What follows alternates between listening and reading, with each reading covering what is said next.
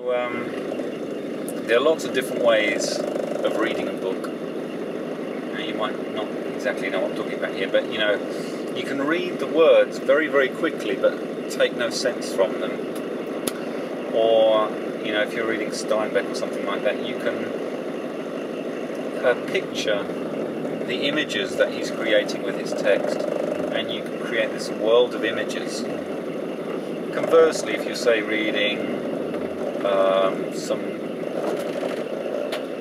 Golding, it might be really thought-provoking. So every sentence you're like thinking, what's he mean here? So you're making inferences from what he's saying.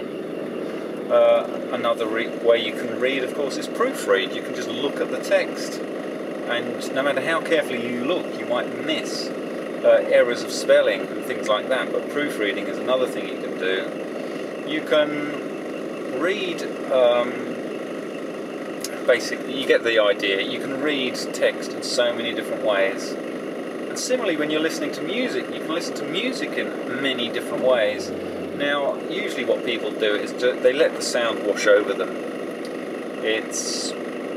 They might feel emotion, so they think, oh, this is just beautiful, or this makes me want to dance, or they're looking at it with one perspective, but actually there are lots of perspectives, and there are really fascinating things you can do or learn to do with music, which most people don't even think about.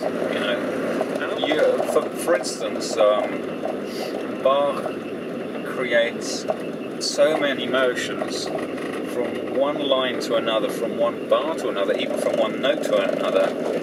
He creates this journey, emotional journey. But also you can listen to very specific things. You can listen to the dynamicism. You can listen to the articulation and see how it makes you want to dance. You can think of the direction that it's creating, where's it taking you from one step to another. You can think of the phrasing and think, what is being communicated here? What is so important about this little bit that I'm listening to here? What is the journey that this man is taking me on? How else can you listen to Bach? You can listen to the overall structure. So if you listen to a pop music, you might think, well, there are 3 verses and there are 3 choruses, and the verse starts off with a story about the guy walking down the street, and then he sees this beautiful woman, and then he wants her to be you see the overall story, the overall structure. You can listen to Bach in those terms, but because there aren't any words, you're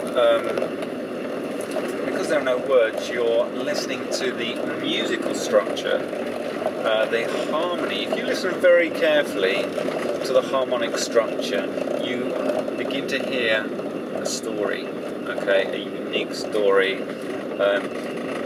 You can deduce certain things about how the different movements connect with one another, how they might connect with one another, what he's feeling, and what emotions created those feelings at any given moment that you're listening to the music.